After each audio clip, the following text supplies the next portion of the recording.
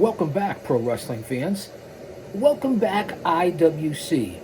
It's your old buddy, the Guardian of Chaos, Big Daddy, and I tell it like it is. I'll say that to say this, coming to you live to tape 25 feet below the surface of the earth here at Chaos Corner on Guardian of Chaos, the YouTube channel.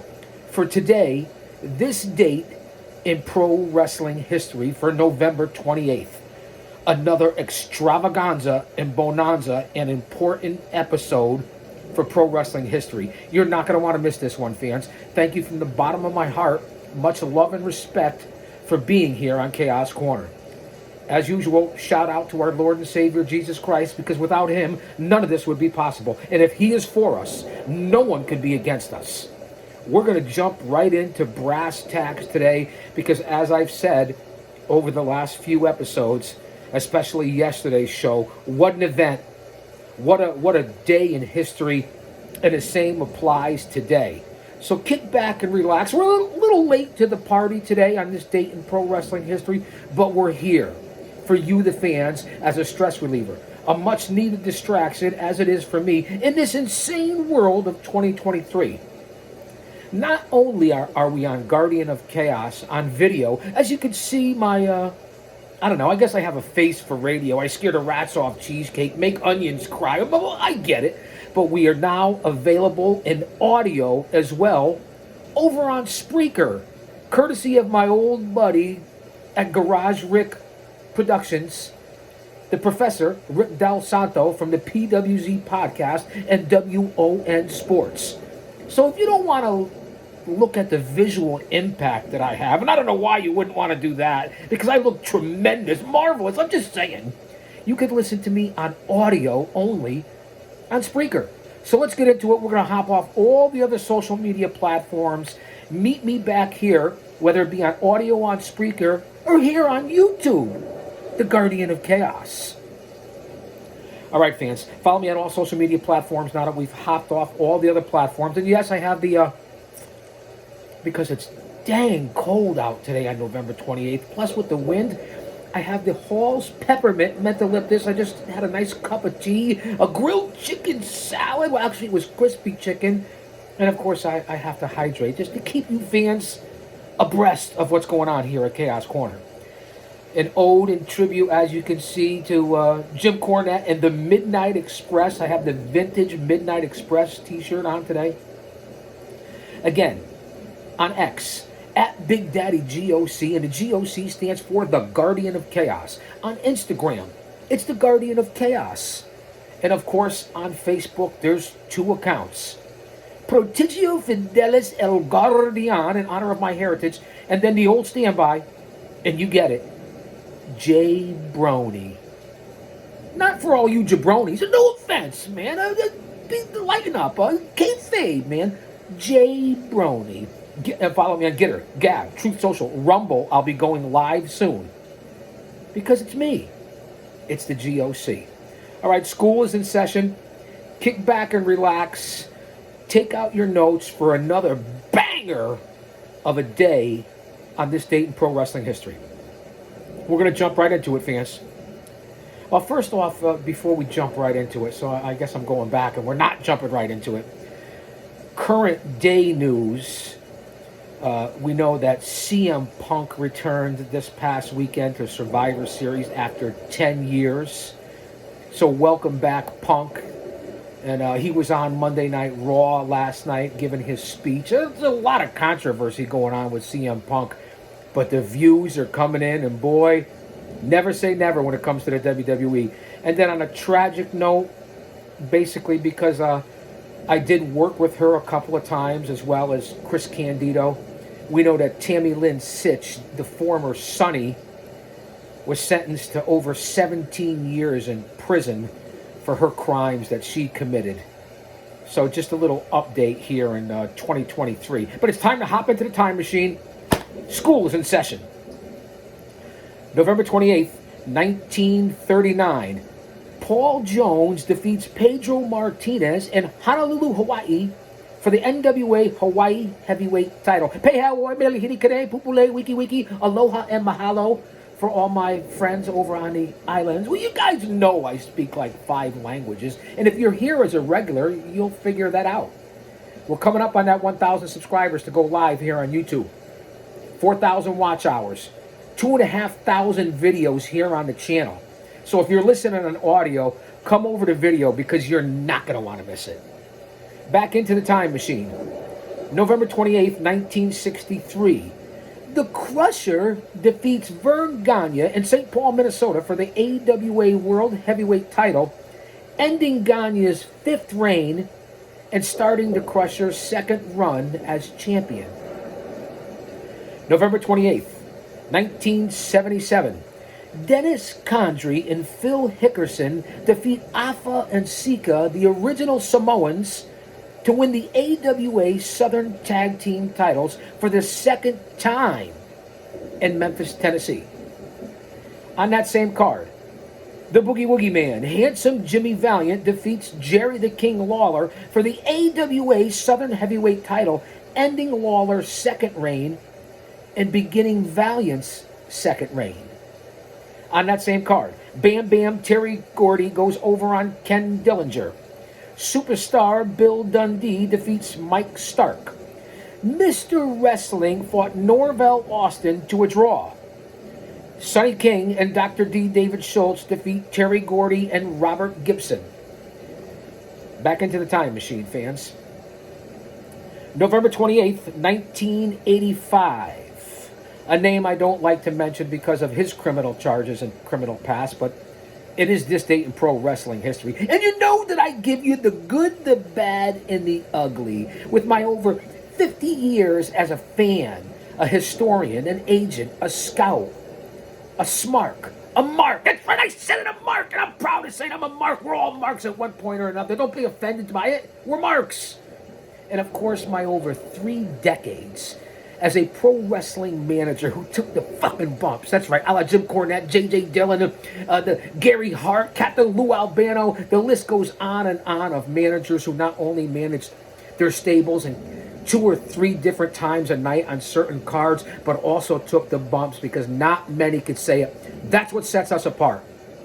I want you guys to remember that. All right, I know.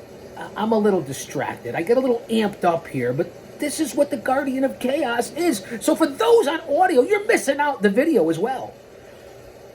Nothing like seeing my face on TV, is it? Let me not get crazy here. I don't want to scare everybody off on audio to have them not come over to video because we're trying to build both platforms. Back to where I was. My mind is like a lazy Susan. It'll come back around. I have amnesia and deja vu at the same time. I think I've forgotten this before. Back to 1985. Buck Zumhoff, that's who I was talking about.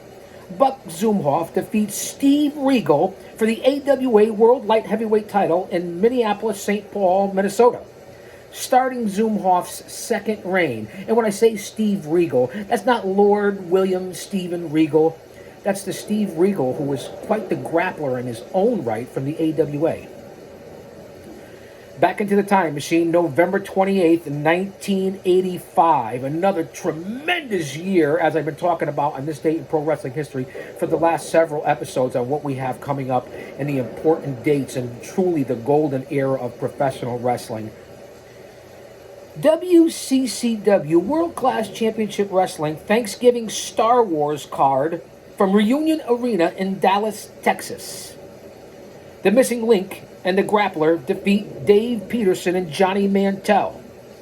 Lance Von Erich, that's right, the fraud of the Von Erichs. So it is what it is. I tell it like it is. Lance Von Erich defeats Killer Tim Brooks. The one-man gang goes over on Gary Hart. Poor Gary Hart on that one because he's not a wrestler. He's a manager. Special stipulations. The one-man gang versus Kamala ended in a double countout. World-class Texas champion Brian Adidas defeats Jack Victory. Iceman King Parson defeats world-class American champion Rick Rude via disqualification. Hollywood John Tatum defeats Scott Casey in a steel cage Texas death match. Gentleman Chris Adams and gorgeous Gino Hernandez defeat Kerry and Kevin Von Erich in a steel cage to win the vacant world-class American Tag Team titles when Adams pinned Kerry. Terry Gordy, here's the caveat, Bam Bam and Brian Adias were the guest referees for that bout. Back into the time machine, but we will stay in. November 28th, 1985, another huge event. The Gathering for the NWA and Jim Crockett Promotions held Starrcade 85 at the Greensboro Coliseum in North Carolina and the Omni in Atlanta.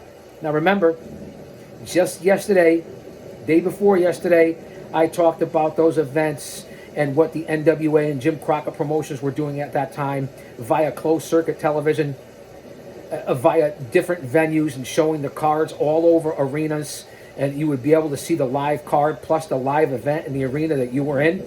Unbelievable. The Peppermint Halls really does a good job on the pipes here for the GOC. The two locations alternated having live matches while showing bouts from the other via closed circuit TV, or via, however you want to say it. Other closed circuit locations were also set up for the fans to see the entire card. Now, as I said yesterday, when we went back to, let me just check my notes. We're in 1985, November 28th, for The Gathering, Starrcade 85, at those two locations. Yesterday, which was November 27th, go back and check it out. It's here on the channel, and it's now up on audio. We just got finished covering World Class Championship Wrestling Star Wars from 85. Yesterday, 1986, November 27th, CCW World Class had their Thanksgiving Star Wars event. Again, fans, I can't tell you enough about the early into the mid-'80s and late '80s. And as I said, the UWF in yesterday's program, and we talked about in 1986 for Starrcade on November 27th, Night of the Skywalkers. So go back and check out yesterday's show, and you can see the different years and the different events and what they were doing in the world of pro wrestling. Nobody is doing this in 2023. So back into the time machine here. Let's stay on November 28th. Let's refocus. 1985, NWA and JCP, The Gathering, Starrcade 85. Don Kernoodle defeats Tommy Lane. World Junior Heavyweight Champion Denny Brown defeats Rocky King. Crusher Khrushchev defeats Sam Houston to win the Mid-Atlantic Heavyweight title. Outlaw Ron Bass defeats Black Bart in a bull rope match. As a result, he was given a bull rope match with J.J. Dillon, and to my surprise, and you know there was chicanery involved, J.J. Dillon defeated Ron Bass in that bull rope match. The second Nature Boy, Buddy Landel, well actually he might have been the third. I believe Buddy Rogers was the Nature Boy. And then of course Ric Flair as the Nature Boy, and then Buddy Landel as the Nature Boy. Buddy Landel defeats Terry Taylor to win the NWA National title. We continue with The Gathering, Starrcade 85, 1985. Magnum TA defeats Tully Blanchard in an I Quit match in a steel cage to win the United States Heavyweight title. Now, Tully was forced to submit when Magnum took a piece of a chair that Tully had tried to use as a weapon and spiked Tully in the head with it until he quit. Thus, Magnum TA defeating Tully Blanchard in the I Quit match. Really was a classic, fans. It's all on YouTube. You guys can go out and watch whatever I talk about here on the channel. The Rock and Roll Express defeat Ivan and Nikita Koloff when Morton pinned Ivan to win the NWA World Tag Team titles. Thunderfoot defeats the Italian Stallion. Pistol Pez Watley goes over on Mike Graham. The Raging Bull Manny Fernandez defeats Abdullah the Butcher in a sombrero on a pole match. The Boogie Woogie Man, Jimmy Valiant, and Miss Atlanta Lively, a.k.a. Ronnie Garvin in drag, which I didn't agree with the whole gimmick back then. I don't agree with it in 2023. But they were doing it back in 85 too, so it is what it is. So Valiant and Ronnie Garvin, Atlanta Lively, defeat the Midnight Express of Bobby Eaton and Dennis Condrey. And as you see, I have the Midnight Express t-shirt on. In a street fight, when Garvin pinned Eaton, one of the most embarrassing moments in Bobby Eaton's career, he said, even though Ronnie Garvin's tough as nails, one tough, legit badass. So Atlanta Lively actually pinned Bobby Eaton, and Jim Cornette, if you listen to his podcast, and I know most of you do, yeah, he wasn't too crazy about that either. He talked about it on his show. On that same card, superstar Billy Graham defeats the Barbarian by disqualification in an arm wrestling match.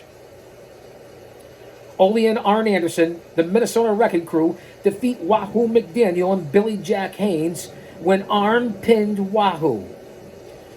The American Dream, Dusty Rhodes, defeats NWA World Heavyweight Champion Ric Flair via disqualification.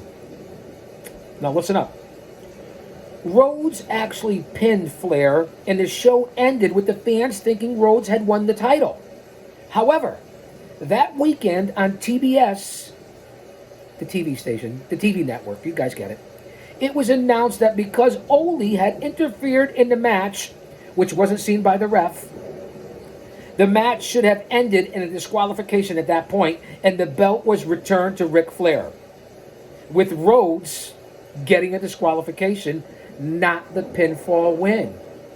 And if you guys are paying attention and you know your history, and even when he went on to NXT to train all the young grapplers, and when he was in the WWE, and when he was in Florida, and then his own Turnbuckle Championship, and if you know anything about Dusty in the NWA, yep, this was a Dusty finish. We continue in another historic day here on Chaos Corner. November 28th, 1985. Again, the years that I talked about yesterday, 86, today it's 85 on this date in pro wrestling history. We talked about the UWF in Mid-South yesterday when they ran at New Orleans, Louisiana Superdome at the same time of Starrcade, the Night of the Skywalkers. Well, here we are again for the gathering in 85 Starrcade. Mid-South Wrestling ran 3 live matches at the Superdome in New Orleans, Louisiana, before showing Starrcade on closed circuit TV. Now, Bill Watts got with the program. Nick Patrick defeats Tommy Wright. Butch Reed and Nick Patrick defeat Dick Slater and Buzz Sawyer via disqualification. And Jake Roberts defeats Lord Humongous via disqualification. And obviously the fans at the Superdome went on to watch Starrcade 85. Let's fast forward here in the time machine. November 28th, 2003. New Japan Pro Wrestling, konnichiwa bitches, arigato, from the GOC-san, in the Yamagata Sports Center Sub-Arena. Now bear with me on some of these pronunciations, although you know I'm linguistic. Bear with me on this, especially those on audio. Naofumi Yamamoto defeats Akiya Anzawa. Hiroki Goto and Raisuke Taguchi, plus the American Dragon, fought Heat, Masayuki, and Narusi, and Tiger Mask to a 15-minute draw. How'd I do on those pronunciations? Not bad. El Samurai defeats Katsushi Takamura via disqualification when Gato and Jado interfere. Wataru Inui, Jushin Liger, and El Samurai beat Gato, Jado, and Katsushi Takemura. Ryushi Yanagisawa defeats Hiro Saito. Hiroshi Tanahashi and Yutaka Yoshi beat Blue Wolf and Toru Yano. Josh Barnett of UFC fame and Yuji Nagata plus Nakanashi defeat Macabre, Scott Norton, and The Shadow. How am I doing on these Japanese pronunciations? Not bad. Nishimura and Hiroshi Tenzan beat Mitsuyawa Nagata and Tadao Yasuda. Let me say that again. Nishimura and Hiroshi Tenzan, very famous, beat Mitsuya Nagart and Tado Yasuda. Did it sound any better the second time around? I'm not sure. We'll stay in November 28th, 2003 because of the local affiliation in a company that I worked for. Ring of Honor at Sacred Heart University in Fairfield, Connecticut on a double shot weekend in Connecticut on that weekend. Here in the shadows of Titan Towers. The show was built around the final match of the CM Punk versus Raven feud, as well as the storyline where Punk is seeking to learn who attacked and eliminated his girlfriend Lucy from Ring of Honor when he was in Japan at the promotion's Dayton, Ohio last summer is when Lucy, and I'm doing it in quotes, supposedly was attacked. On that card, Allison Danger pinned Stacy Socks, not to be confused with Stacy Stocks. Bison and Slugger defeated the Solution when Slugger hit the body bag on Papadon. Slick Wagner Brown, my old buddy, the owner of Test of Strength Wrestling, pins Jimmy Jack Cash. Special K's Hydro and Angel Dust defeat Dunn and Marcos. And then at that point, my fellow Hall of Fame inductee for the class of 2019 at the New England Pro Wrestling Hall of Fame, Gary Michael Capetta comes out on that card with several envelopes with the stipulations for the main event and pulled an old school steel cage match for the Punk versus Raven match. Now, Punk came out and declared he didn't care about the match and he would learn who took out Lucy and would make the evening hell for everyone until he learned who was responsible for Lucy. On that same card, the Backseat Boys defeat the Outcast Killers. You know my history with the Outcasts. Diablo Santiago, Oman Tortuga, when we were going for the NWA World Tag Team titles and a series of tables matches against the Dudley Boys, Team 3D, where, as I stumbled a couple times earlier here on the show, where Bully Ray took me in the locker room and said, "Big Daddy, give him 5 spots and he'll fuck up for him." I consider that to be a compliment coming from Bully Ray. Busted Open Radio, Busted Open After Dark, and we still did the spots and was successful. None of you goons knew about it, and I still pulled it off. I consider that, from a 2-time Hall of Famer, a compliment. That's history, baby. Back to what we're talking about, Ring of Honor. 2003, November 28th. The Backseat Boys defeat the Outcast Killers with the T gimmick. CM Punk came out to confront the Backseat Boys and asked if they knew anything about the attack on Lucy. The Backseat Boys obviously said they didn't know anything. Homicide forced John Walters to tap out in a variation of the STF. 2 legit badasses right there and tough sons of bitches. Punk was still in the ring when both came out and questioned Walters. He had words with Homicide and his manager, Julius Smokes. And that's right, yes, I did manage the 187 Homicide in a series of an unbelievable bitter rivalry with Jason fucking Knight. It's on the channel. Go check it out. My buddy, the 187. We continue November 28th, 2003 with the Ring of Honor in the Constitution State. The SATs defeat the Carnage Crew. Hot Stuff Hernandez and Fast Eddie and Special K's Dixie and Cloudy in an unbelievable scramble match.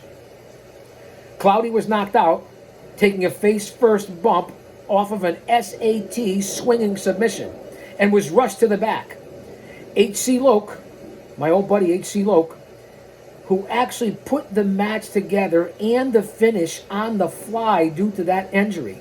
He's got a mind for the business, H.C. Loke. That saw Hydro take the Spanish Fly and get pinned. Cloudy was looked over by EMTs and taken to the hospital that night.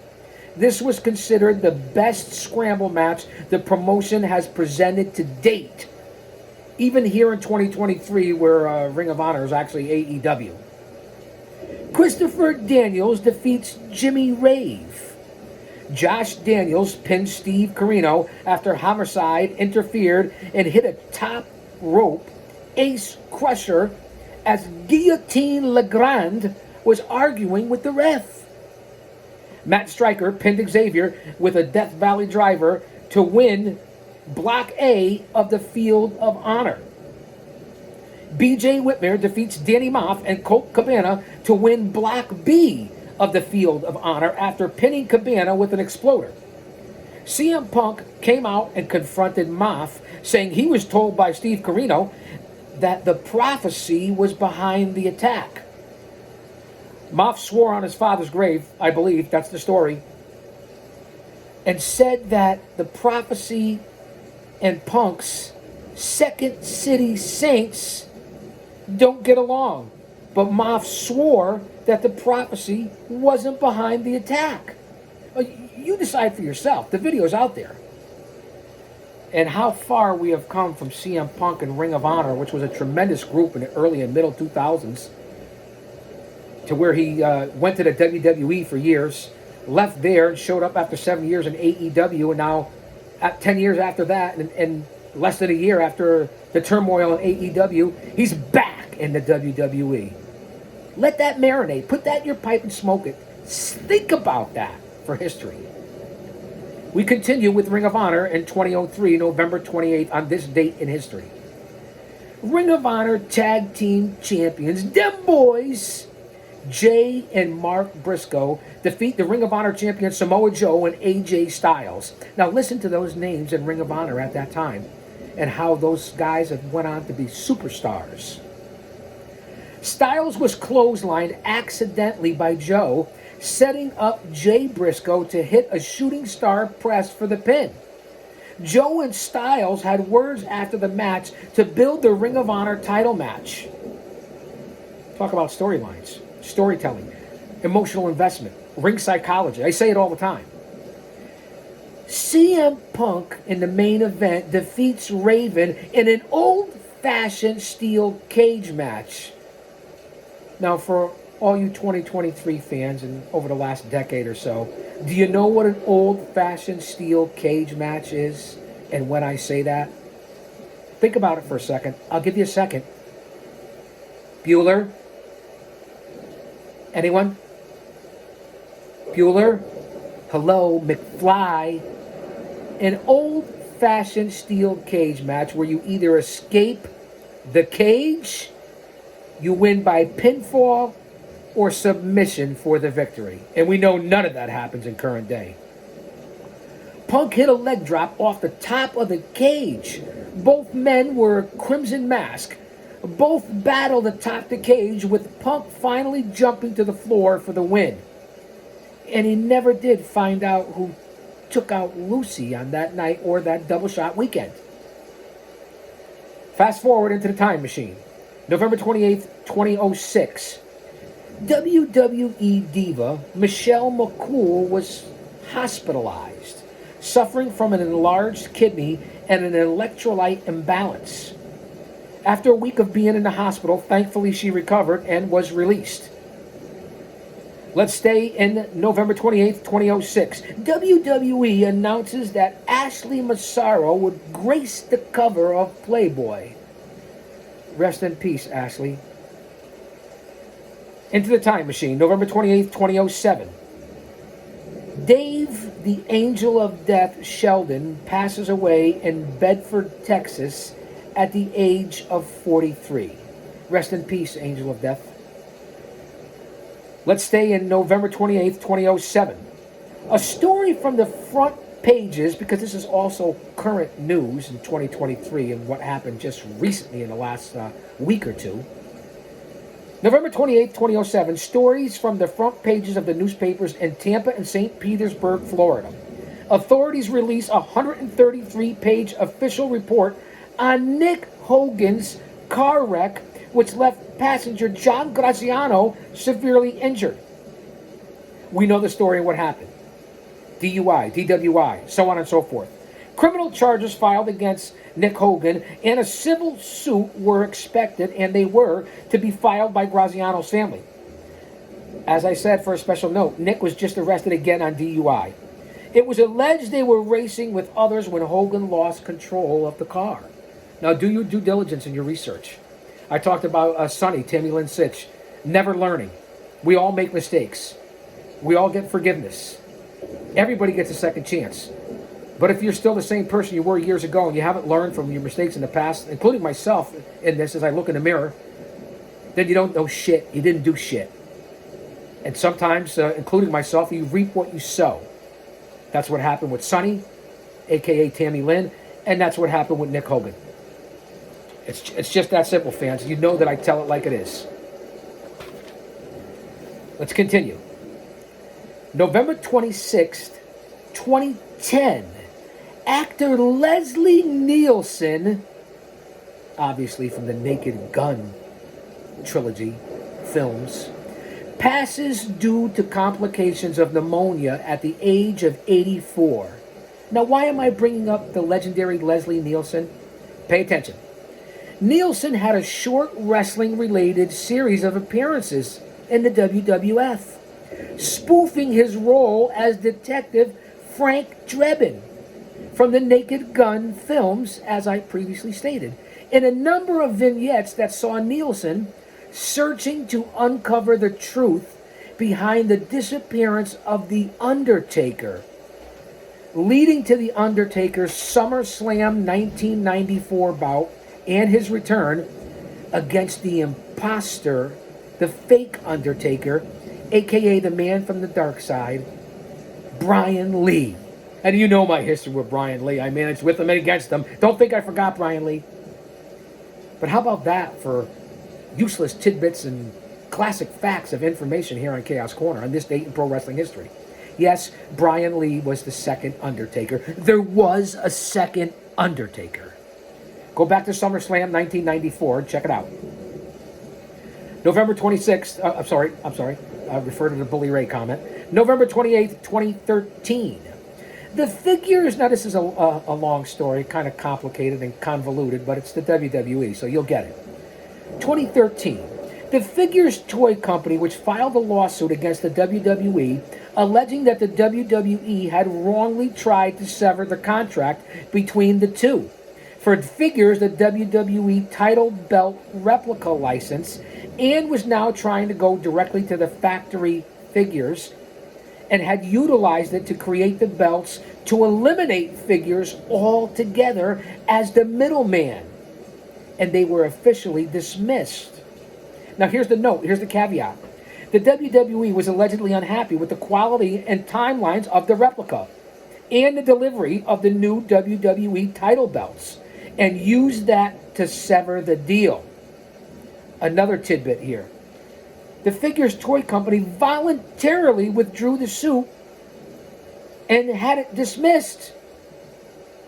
But get this, the WWE never even officially responded to the lawsuit in typical Vince McMahon fashion. Let's go forward to go back, and back to go forward, and forward to go back again. November 28th, 1987. The WWF Superstars of Wrestling. Greg the Hammer Valentine introduces his new manager, the Mouth of the South, Jimmy Hart.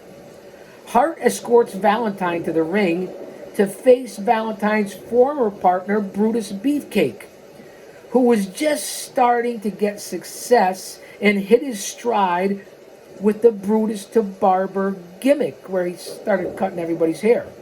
Now, Beefcake would win by disqualification, but the Hammer locks in the figure four without releasing it, all while the ref was knocked out. On that same card, history in the making, the Honky Tonk Man introduces Peggy Lee. That's right, Peggy Lee, the pink Cadillac, you guys get it? Pink Cadillac.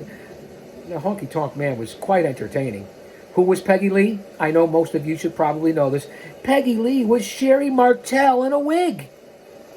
During an interview talking about his match with Randy Savage, the Macho Man, snap into a Slim Jim, is when Honky introduced Peggy Lee, who obviously was the unbelievable Hall of Famer, sensational Sherry Martel, quite the woman's grappler and star in her own right. Also on that event, listen to these names in the roster back in '87. Let's face it, the NWA was the marquee, in my opinion. I was a huge NWA fan, Territories fan, but obviously being in the greater New England, tri-state, Northeast area, the home was the World Wrestling Federation.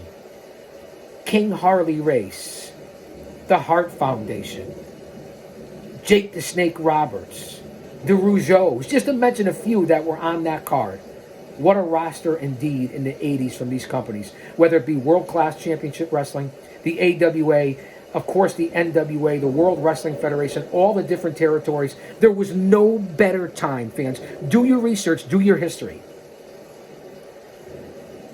Today, let's give out a few happy birthday shout-outs on November 28th. Happy birthday to Wyatt family member Eric Rowan, who turns 42 today. And on that note, who knew, and rest in peace to Brody Lee and Bray Wyatt, who all started not that long ago with Eric Rowan in the Wyatt family, and even Braun Strowman for a little while. Who knew in 2023 where we would be? Rest in peace, Brody Lee and Bray Wyatt. And happy birthday, Eric Rowan. On another note, Rob Conway, happy birthday, bro, is 46 today. Now, you remember Conway? For you fans that don't, I'll remind you. He worked in the WWE, was tag team champions with Sylvain Grenier as La Resistance. He was also the NWA heavyweight champion twice. So Rob Conway, quite the accomplished grappler. Happy birthday, Conway. On this date, today would have been Lee Marshall's 74th birthday. And for you younger fans, Lee Marshall had an impeccable, undistinguishable voice as an announcer in the world of professional wrestling. Lee passed at the age of 64 from esophageal cancer. Now, as I just stated, he was an announcer for the AWA, play-by-play, commentary, WCW, and even made a WrestleMania appearance in a series of ring announcers. 2005, if you will, he became the voice of They're Great, Tony the Tiger. Now, honestly, how many of, since I just strained my vocal cords trying to imitate Tony the Tiger and Frosted Flakes, how many of you knew that Lee Marshall was the voice of Tony the Tiger? That's what you get here on Chaos Corner. One man, unique, unedited, unscripted, raw dog, balls deep for you the fans. No paywalls, no Patreon, no super chats, no PayPal, Venmo, Zelle, whatever the fuck you want to call it. And I apologize for the cussing. I really do. How about that? Lee Marshall, Tony the Tiger. We're almost done here, fans. Don't go anywhere. Coming up on 40 minutes. Another birthday shout out. Today, the big cat, Ernie Ladd, would have been 85 years old. Now, fans, Ernie Ladd was one of the best to ever step into the squared circle. You know he played for the San Diego Chargers. He played in 4 AFL title games, winning one in 1963 with the Chargers. What a great year 63 was. He began wrestling in 1961 in the off-season from football, and then went full-time in 1969. His legendary feuds with Dusty Rhodes, the Junkyard Dog, and of course Andre the Giant, where he coined the phrase and the nickname Andre the Dummy. How about that? He retired in 1986 and was the first person, the first grappler to be inducted into both the WCW and the WWF Hall of Fame. And who could forget the infamous riot in Cleveland, Ohio against the legendary Ox Baker? It's all out there, fans, whether it's on the network, on the Cock the Peacock, a classic 24/7, or on YouTube. You can find what I'm talking about. We'll finish off here and we'll go forward to go back to another classic event. November 28th, 1981. 81 was another great year. The 80s were great. AWA in Milwaukee, Wisconsin. AWA World Champion Nick Bockwinkel defeats Tito Santana. On that same card, Greg Gagne beat the Sheik Adnan LKC. The East-West connection of Adrian Adonis and Jesse the Body Ventura went to a no contest against Ken Patera and Bobby Duncombe. Judy Martin went over on Joyce Grable. Billy Robinson and Jumpin' Jim Brunzell go to a no contest. And the big man, Crusher Jerry Blackwell, flattens that scumbag Buck Zumhofe. Yeah, I said it. And I'm not talking about MJF being your scumbag or whatever, but you see the relevance. Fans, I know I was a little amped up, a little off the wall. We're a little late here today. I usually do this early in the morning, mid-morning sometimes for this date today in pro wrestling history. Got a late start today, but I'm glad you guys are here. All chicanery and silliness and chaos character aside. Again, from the bottom of my heart, situational awareness. Stay alert. Stay safe. Nothing is guaranteed in this insane world of 2023 and what we're facing going into 2024. Because it is chaos. And that is pun intended. So if I could say anything to you guys, be informed, stay aware, enjoy your life, but don't be distracted too much. Unless you're here on Chaos Corner. All right, guys, gals, I'm out. From Guardian of Chaos, the YouTube channel. I'll be back tomorrow. Check me out on audio. Check me out on video. And I'll say that to say this because I tell it like it is. Don't you dare miss it.